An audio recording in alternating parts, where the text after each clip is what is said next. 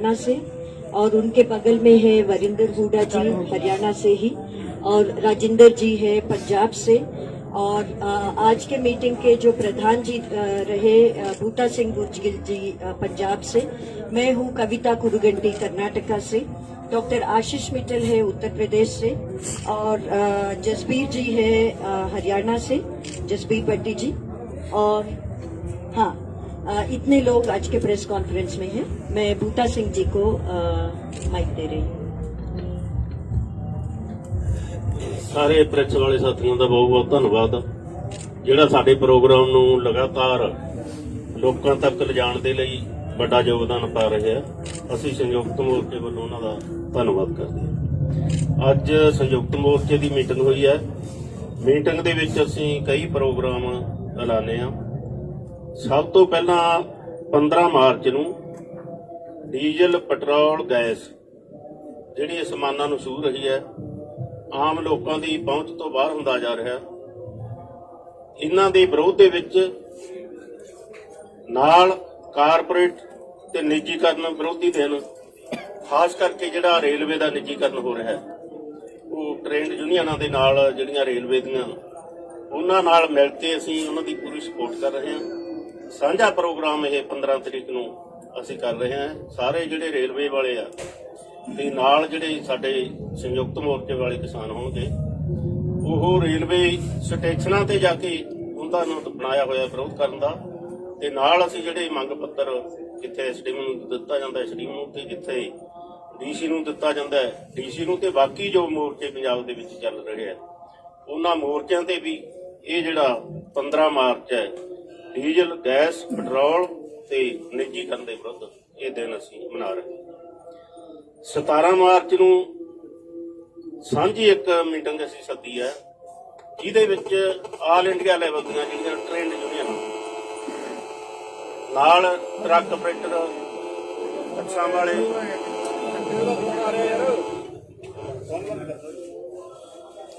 17 ਤਰੀਕ ਨੂੰ all India level ਦੀ trade ਯੂਨੀਅਨਾਂ ਦੀ meeting ਬੁਲਾਈ ਆ ਅਸੀਂ।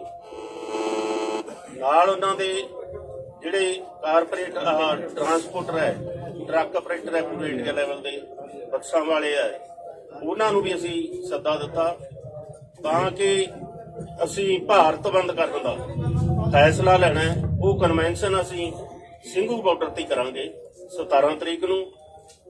ਸਾਰਿਆਂ ਨੂੰ ਕੋਈ ਵੀ ਜਥੇਬੰਦੀ ਬਾਹਰ ਨਹੀਂ ਰਹੂਗੀ ਉਹਦੇ ਵਿੱਚੋਂ। ਸਾਰਿਆਂ ਨੂੰ ਪਤਾ ਲੱਗ ਚੁੱਕਾ ਹੈ ਕਿ ਇਹ ਸਿਰਫ ਤੇ ਸਿਰਫ ਕਿਸਾਨ ਮੋਰਚਾ ਨਾ ਰਹਿ ਕੇ ਇਹ ਜਨ ਮੋਰਚਾ ਬਣ ਚੁੱਕਾ ਹੈ, ਜਨ ਅੰਦੋਲਨ ਬਣ ਚੁੱਕਾ ਹੈ। ਇਸ ਲਈ ਅਸੀਂ ਸਾਰੇ ਉਹ ਜਨ ਅੰਦੋਲਨ ਨੂੰ ਇਹਦੇ ਵਿੱਚ ਸ਼ਾਮਲ ਕਰਨ ਦੇ ਲਈ ਇਹ ਮੀਟਿੰਗ ਅਸੀਂ ਬੁਲਾਈ ਹੈ 17 ਤਰੀਕ।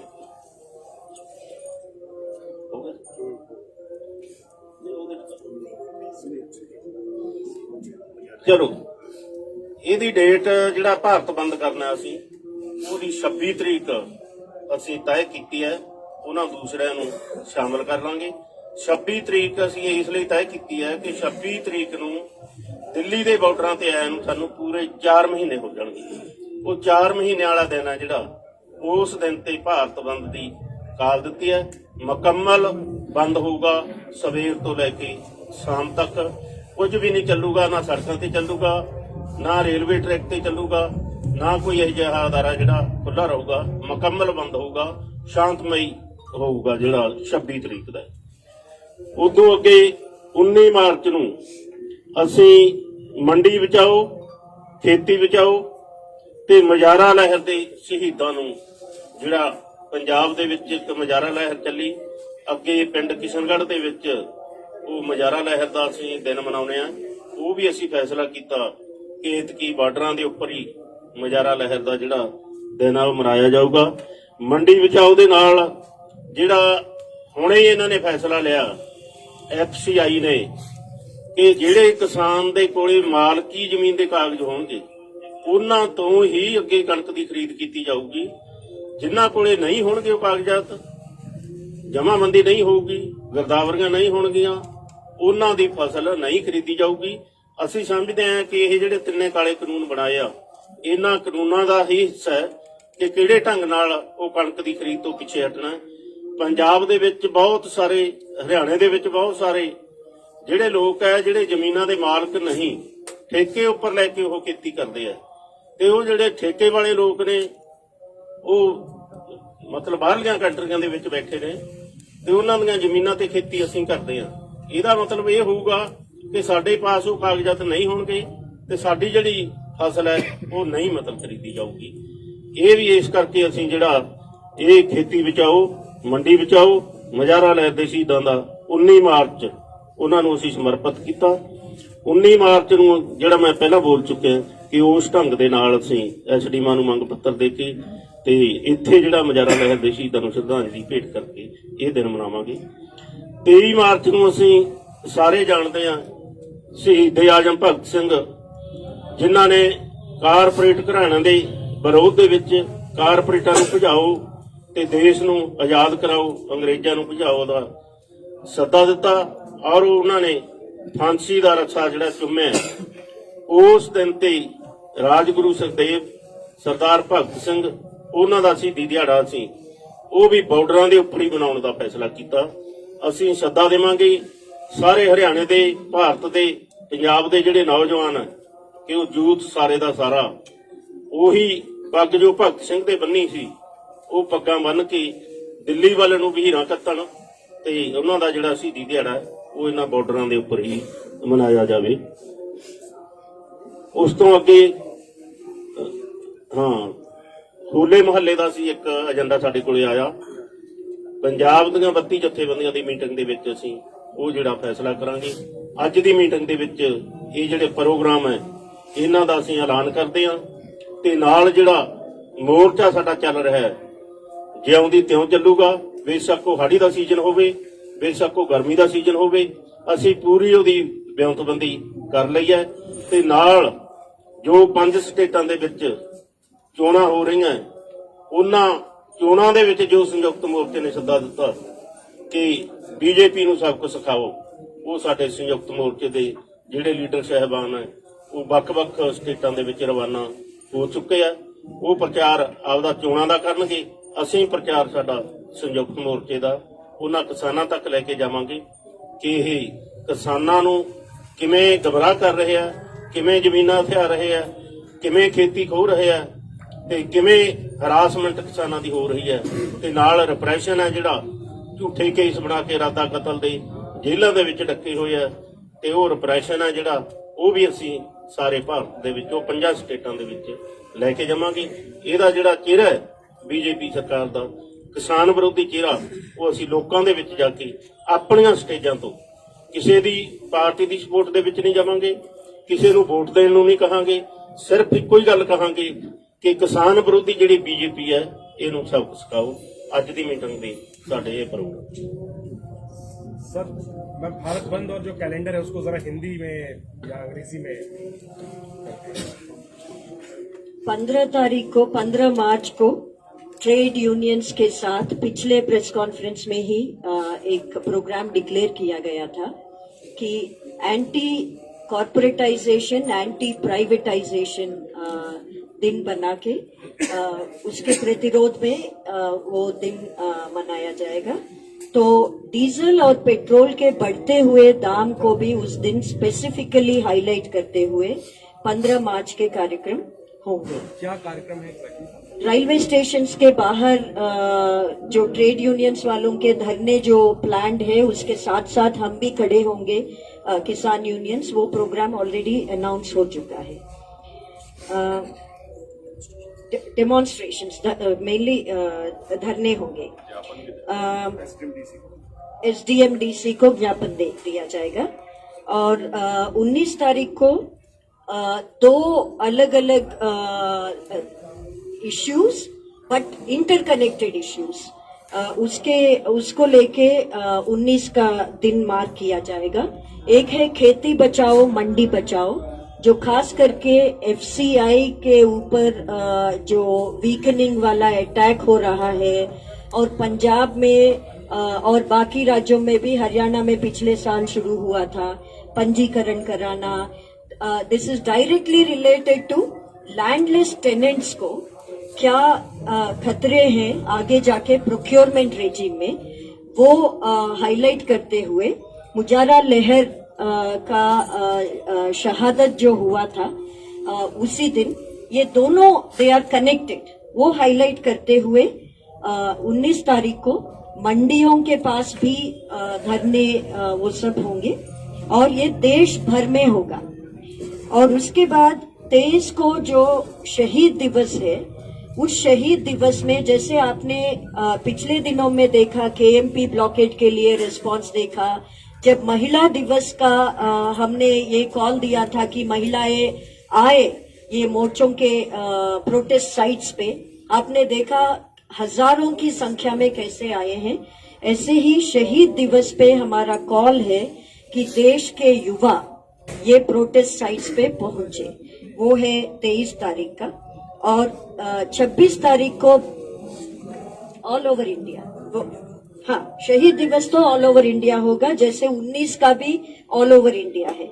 26 को है भारत बंद सुबह से शाम तक, और उस भारत बंद का प्रिपरेशन में हम 27 मार्च को एक इंटरनल मीटिंग भी करेंगे, कई सारे 17 मार्च को अलग अलग यूनियंस के साथ, ट्रांसपोर्टर्स एसोसिएशंस के साथ, अलग अलग लोगों के साथ, और 28 को होली के दिन ये 3 कानून को जलाया जाएगा।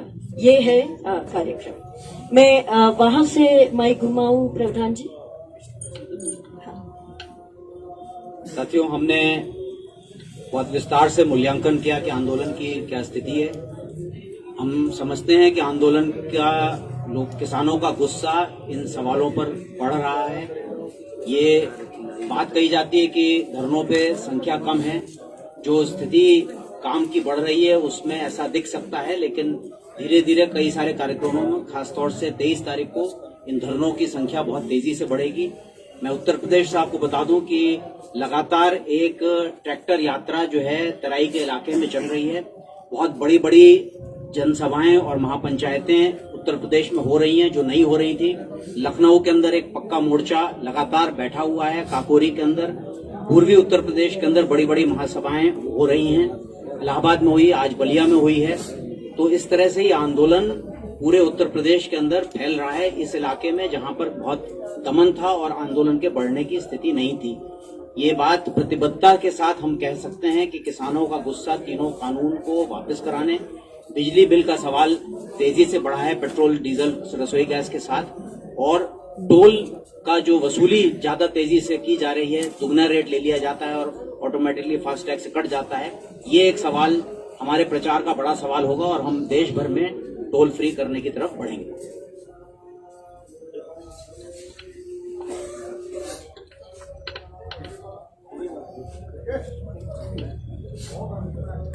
पंद्रह मार्च को डीजल और पेट्रोल के खिलाफ जो बढ़ती महंगाई, वीरेंद्र सिंह हुड्डा, राष्ट्रीय अध्यक्ष टोल हटाओ संघर्ष समिति, वे राष्ट्रीय महासचिव भारतीय किसान यूनियन केएस। तो मेरे प्रेस के भाइयों, 15 मार्च को डीजल पेट्रोल के खिलाफ जो है बढ़ती महंगाई और गैस के खिलाफ हम जो जितने ट्रेड यूनियन है उनके साथ हम कार्यक्रम में हिस्सा लेंगे, संयुक्त किसान मोर्चा। और 17 मार्च को हमारी सांझ एक मीटिंग होगी यहाँ ट्रेड यूनियन और व्यापार मंडल के साथ। और 19 मार्च को खेती बचाओ और मंडी बचाओ अभियान। 26 मार्च को भारत बंद चक्का जाम होगा और सभी ट्रेड यूनियन दुकानें सब बंद होंगी। हुड्डा साहब आज अविश्वास प्रस्ताव लेके आई थी कांग्रेस, लेकिन वो गिर गया। परिचय करना सॉरी, आज के प्रेस कॉन्फ्रेंस में डॉक्टर सुनीलम जी है, किसान संघर्ष समिति मध्य प्रदेश से। मैं माफी चाहती हूँ, आपको इंट्रोड्यूस नहीं किया उस टाइप में, सॉरी। सर, आज का जो मेजर घटनाक्रम है, खट्टर सरकार के खिलाफ जो अविश्वास प्रस्ताव आया था वो गिर गया सर, वो गिर गया। आप लोगों ने अपील की थी विधायकों से, बीजेपी जेजेपी के, उस पर एक रिएक्शन दे दीजिए। और दावा किया जा रहा था कि जब सरकार के खिलाफ ऐसा मत आएगा तो सरकार डेफिनेटली गिर जाएगी। साथियों, मैं विकासशील भारतीय किसान संघ समिति हरियाणा का प्रदेश का अध्यक्ष। आज हरियाणा के अंदर बड़ी घटना घटी, जो अविश्वास प्रस्ताव लाया गया था वो गिरा है। और कल हरियाणा के अंदर एक प्रोग्राम था कि हमने गांव-गांव जाकर किसान और मजदूर ने सभी एमएलए से एक वोट की मांग की थी कि किसान के पक्ष में आप वोट करें, लेकिन उन लोगों ने किसान के पक्ष में वोट नहीं करे, केवल मात्र 32 वोट किसान के पक्ष में आए हैं। अभी जो है हरियाणा के संगठनों की तरफ से, हरियाणा के किसानों की तरफ से तो मैं निंदा करना चाहूंगा, जो साथी किसान की इस दुख की घड़ी में हमारे साथ नहीं खड़े हुए, और दूसरा अभी विचार करेगा हरियाणा के किसान संगठन और मजदूर संगठन विचार करेंगे, जो साथी हमारे खिलाफ गए हैं उन साथियों के साथ कैसा बर्ताव हमने करना है, किस प्रकार का बहिष्कार हमने करना है। लेकिन इतना जरूर कहना चाहूंगा कि उनके साथ हम कठोर व्यवहार करने वाले हैं, क्योंकि हमने बिल्कुल झोली फैला करके उनसे वोट मांगे थे। उसके बावजूद भी अगर हमारे साथ नहीं खड़े हो, पहली बार किसान मजदूर ने उनसे वोट मांगे थे, लेकिन उनकी संवेदना लगता है मुझे किसान के प्रति, मजदूर के प्रति बिल्कुल नष्ट हो चुकी है। और ये कहना चाहूंगा कि किसान और मजदूर इस बात का ध्यान रखें, जो साथी हमारे खिलाफ में थे कम से कम गांव के अंदर वो लोग अभी न घुस पाए। इसके अलावा एक बड़ी घटना हरियाणा के अंदर घटी, गांव सिवाया के अंदर संयुक्त किसान मोर्चे का आह्वान के ऊपर वहां के एक जो जुलाना से जो एमएलए हैं मस्जिद ढांडा, उनका विरोध करते हुए कुछ साथियों का लड़ाई झगड़ा वहां हुआ, और उसमें कुछ किसान साथियों को, लगभग 6 किसान साथी हैं ये सिवाहा गांव के, उनके ऊपर 307 की धारा लगा करके नाजायज तरीके से मुकदमे दर्ज कर दिए। मैं आपके माध्यम से कहना चाहूंगा, हम उन सभी किसान साथियों के साथ खड़े हैं जो भी संयुक्त किसान मोर्चे के आह्वान पर किसी भी प्रोग्राम के अंदर भाग लेता है। और हम मैं सरकार को, हरियाणा सरकार को कहना चाहूंगा कि सरकार इस किसान आंदोलन को दबाने की, कुचलने की कोशिश ना करे। जितना आप आंदोलन को दबाएंगे उतना ही मुखर ये आंदोलन होने वाला है, और आगे जो भी हरियाणा के अंदर होगा वो आप लोग देखेंगे। बहुत दुखी है आज किसान, 281 किसान हमारे मर चुके हैं, उसके बावजूद भी ना तो एक शब्द बोल रहे हो, ना ही वो वोट भी नहीं दे सकते। कुछ किसान, जो कुछ एमएलए ये कह रहे थे कि हम इस्तीफा भी दे देंगे, लेकिन ये इस्तीफे की बात नहीं थी, केवल वोट की बात थी। वो जो छुपे हुए मुखौटा डाले हुए एमएलए थे, जो किसान और मजदूर को गुमराह कर रहे थे, इस अविश्वास प्रस्ताव के माध्यम से सारे किसान और मजदूर के सामने आके उनका असली चेहरा के बाद बीजेपी को कितना बल मिला है, क्योंकि किसान संगठन और विरोधी लगातार कह रहे थे कि सरकार गिर जाएगी, बीजेपी को पहला झटका हरियाणा से मिलेगा, तो अब बल तो मिलेगा ना कहीं ना कहीं बीजेपी की। देखिए, कोई बल नहीं मिल रहा, कोई बल नहीं मिल रहा हमें, कोई वैसे भी हमें कोई उम्मीद नहीं है बीजेपी के नेताओं से किसी, क्योंकि जो एक शब्द बोलने के लिए तैयार नहीं, वो वोट भी नहीं गिर सकता। लेकिन हमने नैतिकता दिखाई, उनसे हमारे बार बार वोट लिए, लाखों बार हमने वोट दिया उनको, लाखों वोट देके एमएलए बनाया, और वो वोट गिरने का अधिकार भी किसान और मजदूर ने दिया। उसके बावजूद भी हमने नैतिकता के आधार पर उनसे वोट की मांग की थी। वो अगर वोट वो नहीं देते तो उनकी नैतिकता के आधार पर उनको, वैसे भी ये लोकतंत्र नाम की चीज बची नहीं, नैतिकता के आधार पर वैसे भी वो हमें तो मारी ओढ़ के तो एमएलए रहे, कोई मजबूती नहीं। आपने जाके आप चोरी फैलाकर उनसे बात की कि हमें वोट दो, तो उन्होंने आपकी बात नहीं मानी। क्या किसान जथेबंदियों की हार माना जाए इसे? बिल्कुल भी हार नहीं है किसान जथेबंदियों की, क्योंकि किसान जो है लगातार इस लड़ाई को लड़ेगा। और आने वाले समय में आप हरियाणा के अंदर देखोगे, पहले भी आपने देखा कि किसी एमएलए, किसी मंत्री, किसी मुख्यमंत्री की गांव के अंदर घुसने की जरूरत नहीं होती, और जो भी कोई मंत्री एमएलए घर से बाहर निकला है तो पुलिस फोर्स को लेकर निकलता है। किसान जथेबंदियां पूरी मजबूती के साथ लड़ रही हैं, विशेषकर हरियाणा में। अब जो भी जेजेपी और बीजेपी का विधायक, जो अब कुछ विधायकों के हमें उम्मीद थी कि वो शायद इस्तीफा देंगे या वोट देंगे, लेकिन वो भी सामने आ गए। अब और दुगनी तिगनी मजबूती के साथ ये आंदोलन हरियाणा के अंदर होने वाला है, क्योंकि सरकार दबाव में नहीं है, ये पता लग रहा है इससे। हाँ जी, सरकार दबाव में देखो, सरकार नहीं है तो सरकार नहीं है, सरकार थोड़ी है ये, तो लोकतंत्र की बिल्कुल यहाँ तो हत्या हो चुकी है। सरकार होती तो 307 के मुकदमे बन दे के घर बैठे हैं, सरकार नहीं है। लेकिन ये मैं कहना चाहूंगा कि सरकार नाम की चीज नहीं है, संविधान नाम की चीज नहीं है। किसान अपनी लड़ाई को मजबूती के साथ लड़ेगा, और हरियाणा में 4 गुना मजबूती के साथ किसान अब कल से इस लड़ाई को 4 गुना मजबूती के साथ लड़ेगा।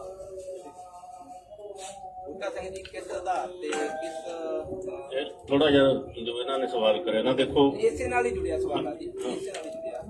ਜੋ ਕਿਸਾਨ ਆਗੂ ਲਗਾਤਾਰ ਦਾਅਵਾ ਕਰ ਰਹੇ ਸੀ ਪਿਛਲੇ ਲੰਬੇ ਸਮੇਂ ਤੋਂ ਕਿ ਜੇਕਰ ਅਜਿਹਾ ਕੋਈ ਵਿਸ਼ਵਾਸ ਮਤਲਬ ਹੋਵੇਗਾ ਸਰਕਾਰ ਟੈਕਸ ਨਹੀਂ ਦਿੱਤੇਗੀ, ਉਹਦੇ ਪਿੱਛੇ ਆਧਾਰ ਕੀ ਸੀ, ਉਹਦੇ ਪਿੱਛੇ ਜ਼ਮੀਨੀ ਹਕੀਕਤ ਸੀ ਕੀ ਸੀਗੀ ਕਿ ਜਿਹੜੀ ਅੱਜ ਜਾ ਕੇ ਮਿੱਟੀ ਵਿੱਚ ਰੁੜ ਗਈ? ਤੁਹਾਨੂੰ ਕੋਈ ਸੰਕੇਤ, ਤੁਹਾਡਾ ਕੋਈ ਵਿਸ਼ਵਾਸ ਤਾਂ ਹੋਵੇਗਾ ਜਿਹੜਾ ਇਹਨਾਂ ਕੌਨਫੀਡੈਂਸ ਤੁਸੀਂ ਕਹਿ ਰਹੇ ਸੀ ਵਾਰਨਾ ਸਰਕਾਰ ਡਿੱਗੇਗੀ ਕੋਈ ਨਹੀਂ ਹੈਗਾ, ਉਹ ਕਿਸ ਆਧਾਰ ਤੇ ਕਹਿ ਰਹੇ ਸੀ? ਹਵਾਈ ਗੱਲਾਂ ਸੀ, ਧਰਾਤਲ ਨਹੀਂ ਪਛਾਣੀ ਗਈ ਸੀ ਤੁਹਾਡੇ ਤੋਂ? ਦੇਖੋ, ਸਾਡਾ ਕੰਮ ਹੁੰਦਾ ਅਸਲ ਦੇ ਵਿੱਚ ਆਪਣਾ ਪ੍ਰਚਾਰ ਲੈ ਕੇ ਜਾਣਾ। ਹੁਣ ਸਵਾਲ ਜੁੜ ਜੂਗਾ ਜਾ ਕੇ 5 ਸਟੇਟਾਂ ਦੇ ਨਾਲ। ਅਗਰ ਉੱਥੇ ਬੀਜੇਪੀ ਜਿੱਤ ਜਾਂਦੀ ਹੈ ਤਾਂ ਤੁਸੀਂ ਫੇਰ ਇਹ ਸਵਾਲ ਕਰਨਾ ਕਿ ਇਹ ਕਿਸਾਨ ਸੰਯੁਕਤ ਮੋਰਚੇ ਦੀ ਹਾਰ ਹੋਗੀ। ਸਵਾਲ ਹਾਰ ਦਾ ਨਹੀਂ ਹੈ, ਸਵਾਲ ਉਹਨਾਂ ਦੇ ਵਿਰੋਧ ਦੇ ਵਿੱਚ ਲੋਕਾਂ ਨੂੰ ਗੱਲ ਕਹਿਣ ਦਾ, ਆਪਣੇ ਮੋਰਚੇ ਦੇ ਨਾਲ ਜੋੜਨ ਦਾ। ਇਹੀ ਹਰਿਆਣੇ ਦੇ ਵਿੱਚ ਜਿਵੇਂ ਪੰਜਾਬ ਦੇ ਵਿੱਚ ਪਹਿਲਾਂ ਸ਼ੁਰੂ ਹੋਇਆ ਸੀ, ਜੇ ਹਰਿਆਣੇ ਦੇ ਵਿੱਚ ਐਡਵਾਂਸ ਸ਼ੁਰੂ ਹੋਇਆ ਹੁੰਦਾ ਤਾਂ ਗਿਰ ਜਾਂਦੀ। ਵੱਡੀਆਂ ਰੈਲੀਆਂ ਜਿਹੜੀਆਂ ਆਰਗੇਨਾਈਜ਼ ਕੀਤੀਆਂ ਗਈਆਂ ਵੀ ਉਹਦੀ ਲੱਗਦਾ ਆਊਟਪੁੱਟ ਨਿਕਲੂਗੀ ਹੁਣ, ਜਾਂ ਕੀ ਕਿਹਾ ਜਾ ਸਕਦਾ? ਕਿਉਂਕਿ ਵੱਡੀਆਂ ਰੈਲੀਆਂ ਹਰਿਆਣੇ ਦੇ ਵਿੱਚ ਬਹੁਤ ਸਾਰੀਆਂ ਮਹਾਪੰਚਾਇਤਾਂ ਹਰਿਆਣੇ ਚ ਦੇਖੀਆਂ, ਲੇਕਿਨ ਤੁਸੀਂ ਕਹਿੰਦੇ ਹੋ ਕਿ ਲੋਕਾਂ ਨੂੰ ਜੋੜਨ ਦੀ ਗੱਲ ਕੀਤੀ ਜਾਵੇ, ਇਹਦਾ ਮਤਲਬ ਹਰਿਆਣਾ ਦਾ ਹਜੇ ਬਹੁਤ ਸਾਰਾ ਹਿੱਸਾ ਇਹੋ ਜਿਹਾ ਹੈਗਾ ਜਿਹੜਾ ਨਹੀਂ ਜੁੜਿਆ ਧਰਨੇ ਦੇ ਨਾਲ ਜਾਂ ਅੰਦੋਲਨ ਨਾਲ। ਅਸੀਂ ਕੋਸ਼ਿਸ਼ ਕਰ ਰਹੇ ਹਾਂ ਕਿ ਹਰਿਆਣਾ ਔਰ ਪੰਜਾਬ ਦੇ ਵਿੱਚ ਇਹ ਵੱਡੀਆਂ ਮਹਾਪੰਚਾਇਤਾਂ ਨਾ ਹੋਣ। ਜਿੱਥੇ ਅਜੇ ਅੰਦੋਲਨ ਨਹੀਂ ਭਖਿਆ ਉੱਥੇ ਜ਼ਿਆਦਾ ਲੋੜ ਲੱਗਦੀ ਹੈ ਸਾਨੂੰ, ਉਧਰ ਨੂੰ ਅਸੀਂ ਜਾ ਰਹੇ ਹਾਂ, ਵੱਡੀਆਂ ਮਹਾਪੰਚਾਇਤਾਂ ਉਧਰ ਨੂੰ ਕਰ ਰਹੇ ਹਾਂ, ਲੋਕਾਂ ਨੂੰ ਨਾਲ ਜੋੜ ਰਹੇ ਹਾਂ। ਤੁਸੀਂ ਇਹਨੂੰ ਐਂ ਨਾ ਦੇਖੋ ਕਿ ਮੋਰਚਾ ਹਫ਼ਤੇ ਨੂੰ ਖਤਮ ਹੋਣ ਵਾਲਾ। ਅਸੀਂ ਇਸ ਨਾਲ ਨਹੀਂ ਬੈਠੇ, ਅਸੀਂ ਜਦ ਤੱਕ ਪੂਰੇ ਭਾਰਤ ਦੇ ਵਿੱਚ ਫੈਲਦਾ ਨਹੀਂ ਤੇ ਮੋਦੀ ਸਰਕਾਰ ਝੁਕ ਨਹੀਂ ਜਾਂਦੀ ਉਦੋਂ ਤੱਕ ਬੈਠੇ ਆ, ਕੋਈ ਕਾਹਲ ਨਹੀਂ ਹੈ ਸਰ। ਹੁਣ ਤੱਕ ਕਹਿੰਦੇ ਰਹਿ ਕਿ ਨਹੀਂ, ਹੁਣ ਪਿਛਲੀ ਸਾਰੇ ਦਾਅਵਾ ਕੀਤਾ ਹੈ ਇਸਦਾ ਕਿ ਪੂਰੇ ਦੇਸ਼ ਭਰ ਵਿੱਚ ਅੰਦੋਲਨ ਭਖ ਚੁੱਕਿਆ, ਲੋਕ ਜਾਗਰੂਕ ਹੋ ਚੁੱਕੇ ਹੋ, ਤੁਸੀਂ ਕਹਿ ਰਹੇ ਹੋ ਕਿ ਹਜੇ ਭਖਿਆ ਨਹੀਂਗਾ। ਔਰ ਦੂਸਰਾ ਸਵਾਲ ਇਹ ਆ, ਬੀਜੇਪੀ ਲਗਾਤਾਰ ਕਹਿੰਦੀ ਆ ਕਿ ਕੁਝ ਪੋਲੀਟੀਕਲ ਪਾਰਟੀਆਂ ਨੂੰ ਫਾਇਦਾ ਦੇਣ ਦੇ ਲਈ ਸੰਯੁਕਤ ਕਿਸਾਨ ਮੋਰਚੇ ਦੇ ਲੀਡਰ ਜਿਹੜੇ ਕਿ 5 ਸੂਬਿਆਂ ਦੇ ਵਿੱਚ ਜਾ ਰਹੇ ਨੇ। ਜੇਕਰ ਹਰਿਆਣਾ ਦੇ ਵਿੱਚ ਏਡੀ ਵੱਡੀ ਲਾਮਬੰਦੀ ਦੇ ਬਾਵਜੂਦ ਤੁਹਾਡੇ ਨਹੀਂ ਹੋ ਸਕਿਆ ਕੰਮ, ਤਾਂ ਤੁਹਾਨੂੰ ਕਿਵੇਂ ਲੱਗਦਾ ਕਿ ਦੂਜੇ ਸੂਬੇ ਵੀ ਤੁਹਾਡੇ ਅਗੇਂਸਟ ਬੀਜੇਪੀ ਵੋਟ ਕਰ ਸਕਦੇ ਨੇ? ਇੱਥੇ ਤੁਸੀਂ ਕਹਿੰਦੇ ਹਰਿਆਣਾ ਨਹੀਂ ਜਾਗਿਆ ਸੀ, ਇੱਕ ਪਾਸੇ ਕਹਿੰਦੇ ਹਰਿਆਣਾ ਪੂਰੀ ਤਰ੍ਹਾਂ ਉੱਠ ਕੇ ਨਾਲ ਆ ਕੇ, ਬਲਕਿ ਹਰਿਆਣਾ ਦਾ 25 ਨਵੰਬਰ ਤੋਂ ਹੀ ਬੈਰੀਕੇਡ ਹਟਾਉਣ ਦੇ ਵਿੱਚ ਜਾਗਿਆ ਹੋਇਆ। ਦੇਖੋ ਸੁਣੋ, ਕੋਸ਼ਿਸ਼ ਕਰੋ ਇਹ ਗੱਲ ਨੂੰ। ਜਿਹੜੀ ਸਰਕਾਰ ਬਣਦੀ ਹੈ ਅਸੀਂ ਠੋਕ ਵਜਾ ਕੇ ਕਹਿੰਦੇ ਹੁੰਦੇ ਕਿ ਕਿਸਾਨਾਂ ਦੇ ਪੱਖ ਦੇ ਵਿੱਚ ਨਹੀਂ ਬਣਦੀ, ਇਹ ਲਟੇਰਿਆਂ ਦੇ ਪੱਖ ਦੇ ਵਿੱਚ ਬਣਦੀਆਂ ਸਰਕਾਰ, ਕਿਸੇ ਦੀ ਵੀ ਬਣਦੀ। ਤੁਸੀਂ ਐਂ ਕਿਉਂ ਦੇਖਦੇ ਹੋ ਕਿ ਅੱਜ ਮਤਲਬ ਜਿਹੜੇ ਚੁਣ ਕੇ ਭੇਜੇ ਸੀ ਅੱਜ ਉਹ ਕਿਸਾਨਾਂ ਦੇ ਬਣ ਜਾਣਗੇ? ਬਿਲਕੁਲ ਨਹੀਂ ਬਣਨਗੇ। ਉਹਨਾਂ ਤੇ ਦਬਾਅ ਹੁੰਦਾ ਹੈ, ਦਬਾਅ ਦੇ ਵਿੱਚ ਜਿਵੇਂ ਪੰਜਾਬ ਸਰਕਾਰ ਨੇ ਫੈਸਲੇ ਕੀਤੇ ਆ, ਦਬਾਅ ਜਦੋਂ ਬਣ ਜਾਂਦਾ ਉਹ ਫੈਸਲੇ ਕਰ ਲੈਂਦੇ ਆ। ਬੀਜੇਪੀ ਕੀ ਕਹਿੰਦੀ ਹੈ? ਬੀਜੇਪੀ ਤਾਂ ਬਹੁਤ ਕੁਝ ਕਿਹਾ, ਨਕਸਲਗੀ ਉਹਨੇ ਕਿਹਾ, ਪਰਜੀਵੀ ਉਹਨੇ ਕਿਹਾ, ਖਾਲਸਤਾਨੀ ਉਹਨੇ ਕਿਹਾ, ਵਿਚੋਲਗੇ ਉਹਨੇ ਕਿਹਾ, ਕੀ ਨਹੀਂ ਕਿਹਾ ਬੀਜੇਪੀ ਨੇ ਸਾਨੂੰ? ਬੀਜੇਪੀ ਬਹੁਤ ਕੁਝ ਕਹਿੰਦੀ ਹੈ। ਪਰ ਸਰ ਗੁਰਨਾਮ ਸਿੰਘ ਜਰੂਰੀ ਜੀ ਪਹਿਲਾਂ ਜਿਵੇਂ ਹਰਿਆਣਾ ਦੇ ਲੀਡਰਾਂ ਨਾਲ ਮੀਟਿੰਗਾਂ ਕਰ ਰਹੇ ਸੀ, ਤੁਹਾਨੂੰ ਨਹੀਂ ਲੱਗਦਾ ਕਿ ਉਹਨਾਂ ਨੂੰ ਰੋਕਿਆ ਗਿਆ ਗਲਤ ਰਿਹਾ? ਜੇ ਨਾ ਰੋਕਿਆ ਜਾਂਦਾ ਸ਼ਾਇਦ ਅੱਜ ਫੈਸਲੇ ਹੋਰ ਹੋ ਸਕਦੇ, ਤੁਹਾਡੇ ਹੱਕ ਦੇ ਵਿੱਚ ਆ ਸਕਦੇ। ਦੇਖੋ, ਜੋ ਕੋਈ ਅਸੂਲ ਬਣਾਉਂਦਾ ਨਾ, ਨੀਤੀ ਪਾਲਿਸੀ ਬਣਦੀ ਆ, ਉਹਦੇ ਤੇ ਪਹਿਰਾ ਦੇਣਾ ਬਹੁਤ ਜ਼ਰੂਰੀ ਹੈ ਸਾਡੇ ਲਈ। ਸਾਡੇ ਲਈ ਜੇ ਇੱਕ ਦੋ ਥਾਵਾਂ ਤੇ ਕਿਤੇ ਹਾਰ ਹੋ ਜੂ ਏਡੀ ਵੱਡੀ ਗੱਲ ਨਹੀਂ ਹੈ। ਵੱਡੀ ਗੱਲ ਸੰਯੁਕਤ ਮੋਰਚਾ ਇੱਕ ਰਹਿੰਦਾ ਜਾਂ ਨਾ ਰਹਿੰਦਾ, ਸਭ ਤੋਂ ਵੱਡੀ ਗੱਲ ਹੈ। ਪੋਲੀਟੀਕਲ ਬੰਦੇ ਦੀ ਗੱਲ ਹੁੰਦੀ ਹੈ ਜੀ। ਹਨਨ ਮੌਲਾ ਜੀ ਕਿਹਾ ਗਿਆ, ਜਿਵੇਂ ਵੀਰ ਦਾ ਕੁਐਸਚਨ ਸੀ ਉਹਦੇ ਨਾਲ ਜੁੜੇ ਕੁਐਸਚਨ ਹੈ ਵੀ ਪੋਲੀਟੀਕਲ ਲੋਕਾਂ ਨਾਲ ਜਦੋਂ ਮੀਟਿੰਗ ਕੀਤੀ ਜਾਂਦੀ ਹੈ ਤੇ ਛੁੱਟੀ ਜੀ ਨੂੰ ਵਰਜਾ ਜਾਂਦਾ, ਸਸਪੈਂਡ ਕਰ ਦਿੱਤਾ ਜਾਂਦਾ ਇੱਕ ਵਾਰ। ਹੁਣ ਲੋਕ ਆਵਾਜ਼ ਚੁੱਕ ਰਹੇ ਆ ਵੀ ਹਨਨ ਮੌਲਾ ਜੀ ਵੀ ਪੋਲੀਟੀਕਲ ਨੇ ਜਾਂ ਹੋਰ ਯਾਦਵ ਜੀ ਨੂੰ ਲੈ ਕੇ ਵੀ ਵਾਰ-ਵਾਰ ਗੱਲ ਚੁੱਕੀ ਜਾਂਦੀ ਹੈ, ਉੱਥੇ ਕੀ ਸਪਸ਼ਟੀਕਰਨ? ਦੇਖੋ, ਪੋਲੀਟੀਕਲ ਤਾਂ ਅਸੀਂ ਸਾਰੇ ਹਾਂ, ਕਦੇ ਨਹੀਂ ਕਹਿੰਦੇ ਅਸੀਂ ਗੈਰ ਸਿਆਸੀ। ਅਸੀਂ ਕਿਸਾਨਾਂ ਨੂੰ, ਲੋਕਾਂ ਨੂੰ ਜਨ ਅੰਦੋਲਨ ਬਣਾ ਕੇ ਲੁੱਟ ਤੋਂ ਬਚਾਉਣਾ ਸਾਡੀ ਸਿਆਸਤ ਹੈ। ਇਹਨਾਂ ਨੇ ਵੋਟਾਂ ਲੈ ਕੇ ਰਾਜ ਕਰਕੇ ਲੋਕਾਂ ਨੂੰ ਲੁੱਟਣਾ ਤੇ ਕਾਰਪੋਰੇਟ ਘਰਾਣੇ ਦੇ ਪੱਖ 'ਚ ਪਹੁੰਚਣਾ ਉਹਨਾਂ ਦੀ ਸਿਆਸਤ ਹੈ। ਅਸੀਂ ਕਦੋਂ ਕਹਿੰਦੇ ਅਸੀਂ ਗੈਰ ਸਿਆਸੀ? ਪਰ ਉਹ ਦੋ ਨਾਮ ਵੋਟਾਂ ਦੀ ਸਿਆਸਤ ਅਸੀਂ ਕਹਿੰਦੇ ਹਾਂ ਕਿ ਜਿਹੜੀਆਂ ਪੋਲੀਟੀਕਲ ਪਾਰਟੀਆਂ ਜਿਹੜੀਆਂ ਚੋਣਾਂ ਲੜ ਰਹੀਆਂ ਉਹਨਾਂ ਨੂੰ ਸਟੇਜ ਦੇ ਨੇੜੇ ਨਹੀਂ ਲੱਗਣ ਦੇਵਾਂਗੇ, ਉਹਨਾਂ ਨੂੰ ਇਹਦੀ ਵਰਤੋਂ ਨਹੀਂ ਕਰਨ ਦੇਵਾਂਗੇ, ਸਿਆਸੀ ਰੋਟੀਆਂ ਨਹੀਂ ਸਿੱਖਣ।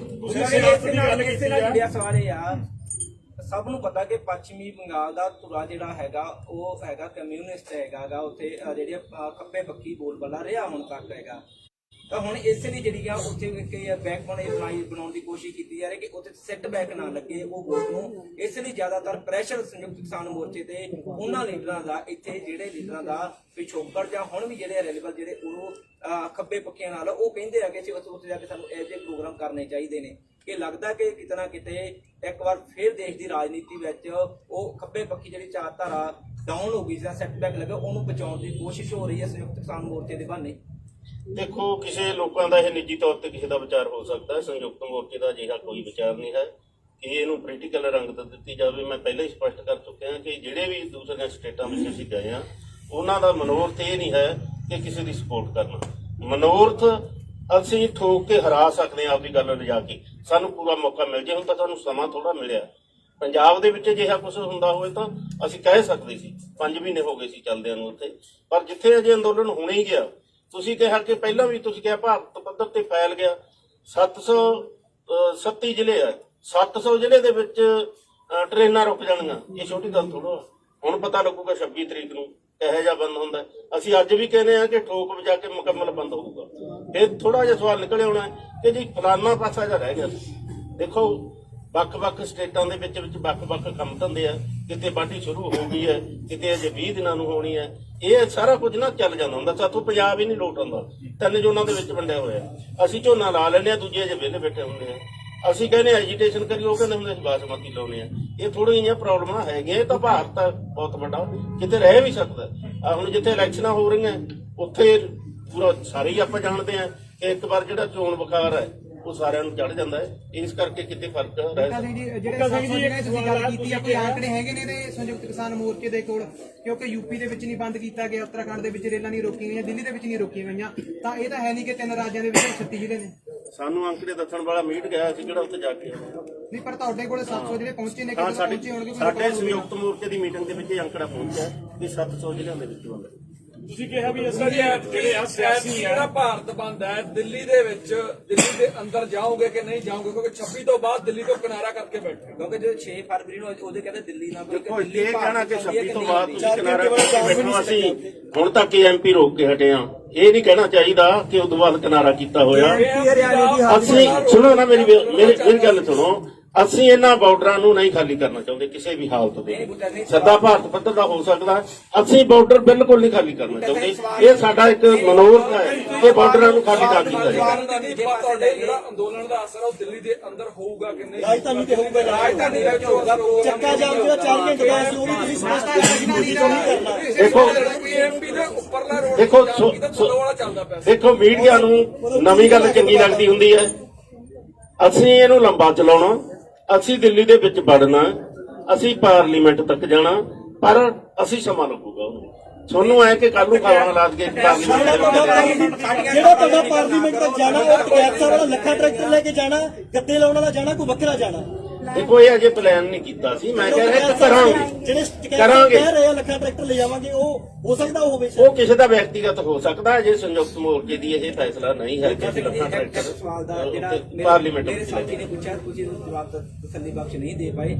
ਸਾਡਾ ਸਵਾਲ ਹੈ ਕਿ 6 ਜਦੋਂ ਟ੍ਰੇਨਾਂ ਰੋਕੀਆਂ ਗਈਆਂ, 6 ਮਾਰਚ ਨੂੰ 19 ਫਰਵਰੀ ਪੂਰਾ ਪ੍ਰੋਗਰਾਮ ਦਿੱਤਾ ਗਿਆ। ਦਿੱਲੀ ਦੇ ਵਿੱਚ ਇਸ ਦਾ ਕੋਈ ਨਹੀਂ ਸੀਗਾ। ਚੱਕਾ ਜਾਮ ਦਾ ਕੀਤਾ ਦਿੱਲੀ ਦੇ ਵਿੱਚ। ਜੇ ਆਪਣੀ ਤੁਸੀਂ ਰਾਜਧਾਨੀ ਦਿੱਲੀ ਨੂੰ ਭਾਰਤ ਦੇ ਹਿੱਸੇ 'ਚ ਮੰਨਦੇ ਹੋ ਕਿ ਨਹੀਂ? ਕਿਉਂਕਿ ਉੱਥੇ ਪ੍ਰੋਗਰਾਮ ਕਿਉਂ, ਜੇ ਪੂਰੇ ਭਾਰਤ 'ਚ ਇੰਨੇ ਪੂਰਾ ਪ੍ਰੋਗਰਾਮ, ਫਿਰ ਦਿੱਲੀ ਕਿਉਂ ਛੱਡ ਦਿੰਦੇ ਹੋ? ਇਹਦੇ ਪਿੱਛੇ ਕਾਰਨ ਕੀ ਹੈ? ਦਿੱਲੀ ਕਿਉਂ ਛੱਡ ਦਿੰਦੇ ਹੋ? ਜੇ ਚੱਕਾ ਜਾਮ ਦਿੱਲੀ ਦੇ ਵਿੱਚ ਕਿਉਂ ਨਹੀਂ ਹੋ ਸਕਦਾ ਸੀ? ਰੇਲਾਂ ਦਿੱਲੀ ਦੇ ਵਿੱਚ ਕਿਉਂ ਨਹੀਂ ਰੁਕੀਆਂ? 26 ਨੂੰ ਅਸੀਂ ਦਿੱਲੀ ਦੇ ਵਿੱਚ ਗਏ ਆ। ਸਾਨੂੰ ਤੁਸੀਂ ਕਹਿ ਨਹੀਂ ਸਕਦੇ ਕਿ ਨਹੀਂ ਇਹ ਜਾਂਦੇ। ਬਾਅਦ ਦੇ ਪ੍ਰੋਗਰਾਮ ਸੁਣੋ ਨਾ, 26 ਤੋਂ ਬਾਅਦ ਤੁਹਾਨੂੰ ਕਿ ਨਹੀਂ ਪਤਾ ਕਿ ਹਾਲਤ ਕਿਹੋ ਜੀ ਬਣੀ ਆ। ਉਹ ਹਾਲਤ ਵੀ ਸੰਭਾਲਣੀ ਸੀ ਨਾ। ਇੱਕ ਵਾਰ ਜਿਹੜਾ ਮੋੜ ਆਇਆ, ਗੱਡੀ ਲੀਹੋਂ ਲੈਂਦੀ ਸੀ, ਨਹੀਂ ਲੈਣ ਦਿੱਤੀ ਅਸੀਂ। ਇਹ ਇੱਕ ਸੰਭਲ ਕੇ ਇੱਕ ਪਾਲਸੀ ਸੀ ਬੀਜੇਪੀ ਦੀ ਪੂਰੀ ਕਿ ਇਹਨੂੰ ਲੀਹੋਂ ਲਾ ਕੇ, ਇਹਨੂੰ ਹਿੰਦੂ ਸਿੱਖ ਦਾ ਮਸਲਾ ਬਣਾ ਕੇ ਇੱਥੇ ਦਿੱਲੀ ਦੇ ਵਿੱਚ ਦੰਗੇ ਕਰਾ ਦਈਏ। ਤੇ ਜੇ 83 ਯਾਦ ਕਰਾ ਦਈਏ, ਅਸੀਂ 83 ਮੁੜ ਨਹੀਂ ਦੁਹਰਾਉਣ ਦਿੱਤਾ। ਉਸ ਤੋਂ ਬਾਅਦ ਕੋਸ਼ਿਸ਼ਾਂ ਕੀਤੀਆਂ ਇਹਨਾਂ ਨੇ 2-3 ਦਿਨ, ਫਿਰ ਵੀ ਅਸੀਂ ਮਤਲਬ ਉਹ ਤੋਂ ਚਕੰਨੇ ਰਹੇ, ਨਹੀਂ ਬਣ ਦਿੱਤਾ ਉਹ। ਦੇਖੋ ਉਹ ਹਾਲਤ ਨੂੰ ਸਾਹਮਣਾ ਹੁੰਦਾ ਹੈ। ਕੋਈ ਹਾਲਤ ਜਿਹੇ ਬਣ ਜਾਂਦੇ। ਜਿਹੜਾ ਬੰਦ ਹੋਊਗਾ ਉਹ ਦਿੱਲੀ ਦੇ ਵਿੱਚ ਬੰਦ ਹੋਊਗਾ ਜਾਂ ਨਹੀਂ ਹੋਊਗਾ? दिल्ली च भी 18 मार्च का हमारी ਪੱਕਾ ਨਹੀਂ ਹਲੇ ਕੋਸ਼ਿਸ਼ ਦਿੱਲੀ ਦੇ ਵਿੱਚ ਬੰਦ ਹੋਊਗਾ ਜਾਂ ਜਿਹੜਾ ਨਹੀਂ ਬਣਾਉਣਾ, ਅਸੀਂ ਬਣਾਉਣਾ, ਬਣਾਵਾਂਗੇ, ਕੋਸ਼ਿਸ਼ ਕਰਾਂਗੇ। ਤਾਂ ਇੱਕ ਮੇਰਾ ਹੋਰ ਸਵਾਲ ਹੈ ਜੀ, ਜਿੱਦਾਂ ਤੁਸੀਂ ਕਿਹਾ ਵੀ ਸਰਕਾਰ ਸਟੇਜ ਤੋਂ ਵੀ ਸਾਰਾ ਦਿਨ ਹੀ ਕਹਿੰਦੇ ਨੇ ਵੀ ਸਰਕਾਰ ਡਰੀ ਹੋਈ ਆ, ਕੰਬ ਗਈ ਆ, ਥੋੜਾ ਨੇੜੇ ਆ। हम लोग प्रोग्राम्स के ऊपर बात करते हैं। ਅਸੀਂ ਪ੍ਰੋਗਰਾਮ ट्रेडिशनल नहीं, ਅਸੀਂ ਪ੍ਰੋਗਰਾਮ ਦੀ ਗੱਲ ਕਰ ਰਹੇ। ਮੇਰਾ ਸਵਾਲ ਇਹ ਹੈ, ANI ਨੇ ਸੋਰਸ ਹੈਗਾ, 2 ਮੁੰਡੇ ਜਿਹੜੇ ਆ ਸਿੱਖ ਨੌਜਵਾਨ ਬੀਤੀ ਰਾਤ ਹੀ ਚੁੱਕੇ ਆ ਲਾਲ ਕਿਲੇ ਦੀ ਘਟਨਾ 'ਚ, ਤਾਂ ਕੀ ਪ੍ਰਭਾਵ ਆ? ਪਿਛਲੀਆਂ ਦੀਆਂ ਜਮਾਨਤਾਂ ਹੋਈਆਂ ਨਹੀਂ, ਪੁਲਿਸ ਨਵੇਂ ਬੰਦੇ ਚੱਕ ਰਹੀ ਆ, ਤਾਂ ਸਰਕਾਰ ਕਿੰਨੀ ਕਿ ਡਰੀ ਹੋਈ? ਕਹਿੰਦੇ ਕਿ ਸਰਕਾਰ ਡਰ ਚੁੱਕੀ ਆ। ਅਸੀਂ ਇਹ ਕਹਿੰਦੇ ਜਦੋਂ ਸਰਕਾਰ ਡਰੀ ਹੋਈ ਤਾਂ ਉਦੋਂ ਇਹ ਕਾਨੂੰਨ ਰੱਦ ਕਰੂਗੀ। ਸਾਡਾ ਸਵਾਲ ਨਹੀਂ ਸਰਕਾਰ ਡਰੀ ਹੋਈ ਹੈ, ਅਸੀਂ ਤਾਂ ਕਹਿੰਦੇ ਅੜੀ ਹੋਈ ਹੈ। ਅੜੀ ਵਾਲੇ ਵਤੀਰਾ ਫਰਜ਼ਾਂ ਦੇ ਖਿਲਾਫ ਕਿਸੇ ਰਾਜੇ ਦਾ, ਕਿਸੇ ਪ੍ਰਧਾਨ ਮੰਤਰੀ ਦਾ ਅਜਿਹਾ ਵਤੀਰਾ ਨਹੀਂ ਹੋਣਾ ਚਾਹੀਦਾ ਜੇ ਇਹ ਪੜਾ ਰਹੀ ਹੈ ਬੀਜੇਪੀ। ਮੇਰਾ ਸਵਾਲ ਇਹ ਹੈ ਜੀ, ਪੁਲਿਸ ਅਜੇ ਵੀ ਮੁੜ ਤੋਂ ਮੁੰਡੇ ਚੁੱਕਣ ਦੀ ਜਿਹੜੀ ਪ੍ਰਕਿਰਿਆ ਇਹਨਾਂ ਨੇ ਸ਼ੁਰੂ ਕਰਤੀ ਹੈ ਤੇ ਤੁਸੀਂ ਕੀ ਕਹਿੰਦੇ? ਦੇਖੋ ਪੁਲਿਸ ਦਾ ਕੰਮ ਕੀ ਹੈ? ਪੁਲਿਸ ਦਾ ਕੰਮ ਤਾਂ ਜਿਹੜੇ ਬੰਦੇ ਨਾ ਘਰੋਂ ਖੇਤ ਤੇ ਖੇਤੋਂ ਘਰ ਸਾਰੀ ਉਮਰ ਜਾਂਦੇ ਰਹੇ ਉਹਨਾਂ ਨੂੰ ਨੋਟਿਸ ਗਏ ਹੋਏ ਆ। ਜਿਹੜੇ ਦਿੱਲੀ ਦਾ ਨਾਮ ਵੀ ਨਹੀਂ ਜਾਣਦੇ, ਬਾਰਡਰ ਕੀ ਹੈ, ਟਿਕਰੀ ਬਾਰਡਰ ਕੀ ਹੈ, ਉਹਨਾਂ ਨੂੰ ਵੀ ਨੋਟਿਸ ਗਏ ਹੋਏ ਆ ਕਿ ਤੁਸੀਂ ਲਾਲ ਕਿਲੇ ਤੇ ਕਿਉਂ। ਇਹ ਹੁਣ ਪੁਲਿਸ ਦਾ ਕੰਮ ਹੈ, ਪੁਲਿਸ ਨੇ ਝੂਠ ਦੇ ਪਲੰਦੇ ਬਣਾਉਣੇ ਹੁੰਦੇ ਆ, ਝੂਠੇ ਚੱਕ ਕੇ ਦਹਿਸ਼ਤ ਪਾਉਣੀ ਹੁੰਦੀ ਆ। ये अनएक्सपेक्टेड नहीं है। FIRs में एंड थाउजेंड्स अननोन ऐसा लिखा हुआ था तो और लोगों को, मगर सिर्फ 7 लोग बचे हैं, उनका भी बेल एप्लीकेशन मूव किया। पर मैडम उन्होंने और उठाने शुरू कर दिए हैं, रात को उठाए हैं। हमको एक्सपेक्टेड है वो तो पुलिस ने ਤਾਂ ਕੰਮ ਹੁੰਦਾ, ਪੁਲਿਸ ਨੇ ਚੱਕਣੀ ਹੈ। ਪੁਲਿਸ ਸਾਡੇ ਸਾਰਿਆਂ ਦੇ ਪਰਚੇ ਆ, ਜਿਹੜਾ ਦਾਇਰ ਚੱਕਣਗੇ। ਹਾਂ, ਤੋਂ ਜਿਹੜੇ ਪਹਿਲਾਂ ਜੇਲ੍ਹ 'ਚ ਗਏ ਸੀ 115 ਜਣਾਂ ਦੀਆਂ ਜ਼ਮਾਨਤਾਂ ਹੋ ਚੁੱਕੀਆਂ ਨੇ।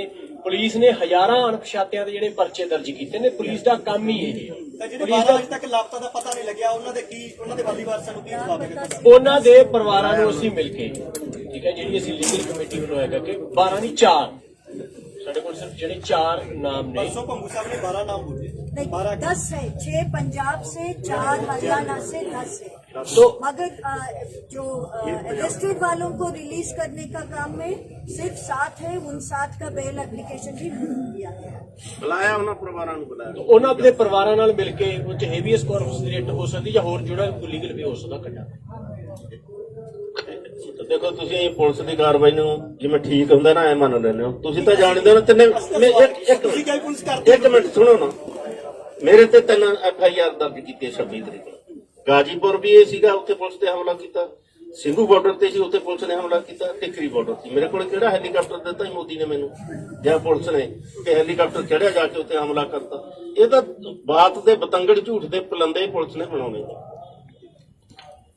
मैं इसमें जोड़ना चाहता हूं कि हम लोग जो भाजपा हराओ और कॉरपोरेट को सबक सिखाओ, क्योंकि जो पूरा संघर्ष है वो कॉरपोरेट के साथ है। एक तरफ मोदी सरकार के साथ है जिसने कानून लाया, दूसरी तरफ कॉरपोरेट के साथ है जिसके इशारे पर ये कानून लेके आया।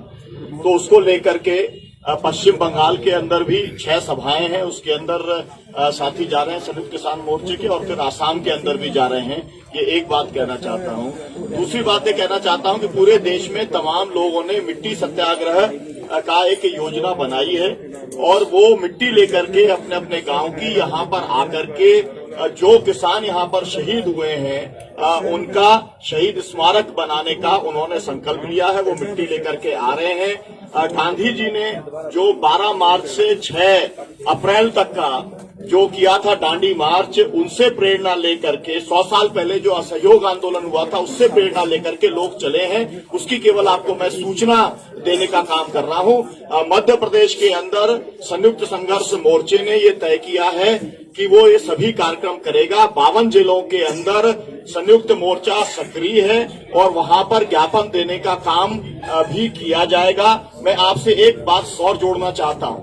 आप नोट करिए कि 11 करोड़ टन सरकार ने कहा कि अनाज का उत्पादन है गेहूं का, और उसमें से केवल 4.5 करोड़ टन ही वो समर्थन मूल्य पे खरीदेंगे, जिसका मतलब ये है कि बाकी वो नहीं खरीदेंगे और वो पूरी लूट होगी।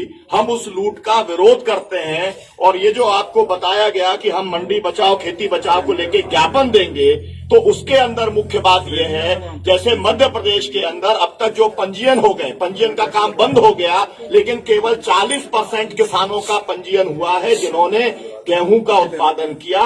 बाकी का पंजीयन इसलिए नहीं किया कि सर्वर डाउन था और उनका जो नक्शा खसरा था उसके साथ में जुड़ाव नहीं हो पाया। ये राजस्व विभाग की जिम्मेदारी है कि वो पंजीयन करे पूरे देश के किसानों की और सबका समर्थन मूल्य के ऊपर खरीद हो। ये बात कहना चाहता। ਕਾਫੀ ਸਮਾਂ ਹੋ ਗਿਆ, ਅਸੀਂ ਵੀ ਜਾਣਾ ਟਿਕਰੀ ਬਾਰਡਰ ਤੇ। ਸਾਰਿਆਂ ਦਾ ਬਹੁਤ ਬਹੁਤ ਧੰਨਵਾਦ ਕਰਦੇ ਹਾਂ ਤੇ ਪ੍ਰੈਸ ਕਾਨਫਰੰਸ ਸਮਾਪਤ। ਸਵਾਲ ਹੈ ਜੀ, ਦੇਖੋ ਮੇਰਾ ਜੀ, ਕਿ ਕਾਲਾ ਬਰਾੜ ਨਾਂ ਦੇ ਵਿਅਕਤੀ ਤੇ ਹਮਲਾ ਹੋਇਆ ਜੀ ਤੁਹਾਡੇ ਪਿੰਡ 'ਚ, ਤੁਹਾਡੇ ਤੇ ਐਲੀਗੇਸ਼ਨ ਲਾ ਰਿਹਾ ਜੀ, ਕੀ ਉਹਦੇ ਬਾਰੇ ਸਪਸ਼ਟ ਕਰੋ। ਉਹ ਬੰਦਾ ਮਾਨਸਿਕ ਤੌਰ ਤੇ ਥੋੜਾ ਪਰੇਸ਼ਾਨ ਆ। ਪਿੰਡ ਜਿਹੜਾ ਕਿਸੇ ਨਾਲ ਝਗੜਾ ਹੋਇਆ ਉਹਦੇ 'ਚ ਉਹ ਹੋਰ ਬੰਦੇ ਦਾ ਨਾਮ ਲੈ ਰਿਹਾ, ਹਸਪੀਟਲ 'ਚ ਹੋਰ ਦਾ ਨਾਮ ਲੈ ਰਿਹਾ, FIR ਕਿਸੇ ਹੋਰ ਤੇ ਕਰਵਾ ਰਿਹਾ। ਇੱਥੇ ਤਿੰਨੋਂ ਚੀਜ਼ਾਂ ਤੁਸੀਂ ਵੈਰੀਫਾਈ ਕਰੋ। ਲੋਕ ਕਹਿ ਰਹੇ ਤੁਹਾਡਾ ਪੁਰਾਣਾ ਸਾਥੀ ਉਹ ਚੈਨਲ ਤੇ ਮੈਂ ਮਾਨਹਾਨੀ ਦਾ ਕੇਸ ਕਰੂੰਗਾ, ਉਹਨੂੰ ਖਿੱਚੂੰਗਾ। ਬਿਲਕੁਲ ਕੁਫਰ ਤੋਲਿਆ ਉਸ ਚੈਨਲ ਨੇ, ਉਹ 'ਚ ਕੋਈ ਸੱਚਾਈ ਨਹੀਂ ਹੈ। 3 ਤਰ੍ਹਾਂ ਦੇ ਬਿਆਨ ਦਿੰਦਾ, ਉਹ ਤਿੰਨੋਂ ਚੀਜ਼ਾਂ ਔਨ ਰਿਕਾਰਡ ਨੇ। ਜਦੋਂ ਅਦਾਲਤ 'ਚ ਉਹਨੂੰ ਘੜੀਸੂਗਾ ਤੁਸੀਂ ਦੇਖ ਲਿਓ। ਪਰ ਕੀ ਉਹ ਬੰਦਾ ਸੱਚਮੁੱਚ ਤੁਹਾਡੇ ਲਿੰਕ ਵਾਲਾ ਪੁਰਾਣਾ ਸੰਬੰਧਤ ਹੈ ਤੁਹਾਡੇ ਨਾਲ? ਨਹੀਂ ਜੀ, ਨਹੀਂ। ਤੁਹਾਨੂੰ ਉਹ ਜਾਣਦਾ ਜੀ, ਤੁਹਾਡੀ ਜਥੇਬੰਦੀ ਦਾ ਜੀ? ਨਹੀਂ ਜੀ, ਨਹੀਂ। ਉਹ ਪਿਛਲੇ 5 ਸਾਲਾਂ ਤੋਂ ਆਮ ਆਦਮੀ ਪਾਰਟੀ ਨਾਲ ਰਿਹਾ। 2015 ਦੇ ਵਿੱਚ ਕੋਈ ਘਟਨਾ ਵਾਪਰੀ ਸੀ ਬਰਜਿੰਦਰਾ ਕਾਲਜ ਦੇ ਵਿੱਚ, ਜਿਸ 'ਚ ਕੋਈ 20 ਲੱਖ ਜਾਂ 25 ਲੱਖ ਦੇ ਵਿੱਚ ਕੋਈ ਰਾਜੀਨਾਮਾ ਕਰਾਉਣ ਦੀ ਗੱਲਬਾਤ ਹੋਈ ਹੋਵੇ? ਕੋਈ 3.5 ਲੱਖ ਰੁਪਏ ਤੁਹਾਡੇ ਕੋਲੇ ਗਿਆ? ਕਾਫੀ ਕੁਝ ਤੁਹਾਡੇ ਬਾਰੇ ਦੱਸ ਰਹੇ ਹੋ। ਨਹੀਂ ਜੀ, ਨਹੀਂ, ਇਦਾਂ ਦੀ ਕੋਈ ਗੱਲ ਨਹੀਂ ਹੋਈ। ਬਰਜਿੰਦਰਾ ਕਾਲਜ ਲੜਾਈ ਹੋਈ, ਉਹਨਾਂ ਲੋਕਾਂ ਨਾਲ ਰਾਜੀਨਾਮਾ ਕਰ ਲਿਆ ਤੇ ਪੈਸੇ ਲੈ ਲਏ ਉਹਨਾਂ ਦੇ। ਉਹ ਕਹਿੰਦੇ ਦੀਪ ਸਿੰਘ ਵਿਅਕਤੀਗਤ ਐਲੀਗੇਸ਼ਨ ਇਸ ਕਾਨਫਰੰਸ ਦੇ ਵਿੱਚ ਨਾ ਲਾਈਏ ਆਪਾਂ, ਇਹ ਵੱਖਰਾ ਮਾਮਲਾ। ਬੂਟਾ ਸਿੰਘ ਜੀ, ਲੰਗਰਾਂ ਦੇ ਵਿੱਚ ਜਿਹੜੀ ਰਸਦ ਆ ਉਹ ਲੋਕੀ ਜਾਂ ਤਾਂ ਕਾਰ ਸੇਵਾ ਨਾਲ ਚੱਲ ਰਹੀ ਆ ਜਾਂ ਫਿਰ ਲੋਕੀ ਜਿਹੜੇ ਪਿੰਡਾਂ 'ਚੋਂ ਫੰਡ ਇਕੱਠਾ ਦਾ ਉਹਦੇ ਨਾਲ ਚੱਲ ਰਹੀ ਆ। ਬਹੁਤ ਸਾਰੇ ਲੰਗਰ ਵਾਲੇ ਇਹ ਕਹਿੰਦੇ ਨੇ ਕਿ ਸਾਡੇ ਕੋਲੇ ਕੋਈ ਸੰਯੁਕਤ ਮੋਰਚੇ ਵੱਲੋਂ ਜਿਹੜੀ ਮਦਦ ਆ ਉਹ ਨਹੀਂ ਆ ਰਹੀ। ਦੇਖੋ, ਪਹਿਲੀ ਗੱਲ ਤਾਂ ਅਸੀਂ ਇਹ ਕੋਈ ਫੈਸਲਾ ਨਹੀਂ ਕੀਤਾ ਕਿ ਜਿਹੜੇ ਲੰਗਰ ਦੀ ਸੇਵਾ ਹੈ ਸੰਯੁਕਤ ਮੋਰਚਾ ਚਲਾਊਗਾ।